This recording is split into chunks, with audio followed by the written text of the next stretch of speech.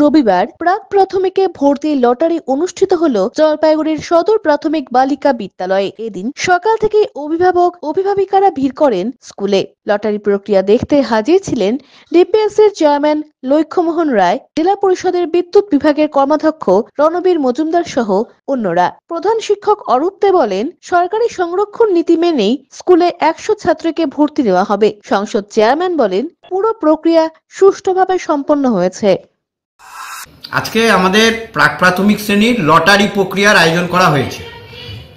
আমরা 3 দিন, আপনারা অবগত আছেন যে আমরা 3 দিন ধরে বাচ্চাদেরকে ফর্ম দিয়েছি। 2 দিন আমরা জমা নিয়েছি।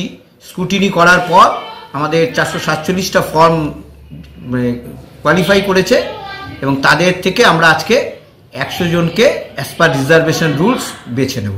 কবে নাগাদ ভর্তি হবে? ভর্তি প্রক্রিয়া আজকে থেকে আমরা স্টার্ট করে দিচ্ছি। প্রতি বছরের মতো 100 কোটা থাকে, সেই 100 কোটা আবার SC ST OBC যে গভর্নমেন্টের গাইডলাইন আছে সেই গাইডলাইন মেনে ভাগ করে সঠিক সিস্টেমের যেন লটারিটা হয়, তার জন্য আমাদের সদর গার্লসের এই স্কুলের প্রধান শিক্ষক অরূপ দে ব্যবস্থা করেছেন। তার জন্য আমরা এসেছি। ক্যামেরায় পিনাকি শিলের সাথে অভিষেক সেনগুপ্তের প্রতিবেদন, CCN তরাইটুয়া সংবাদ।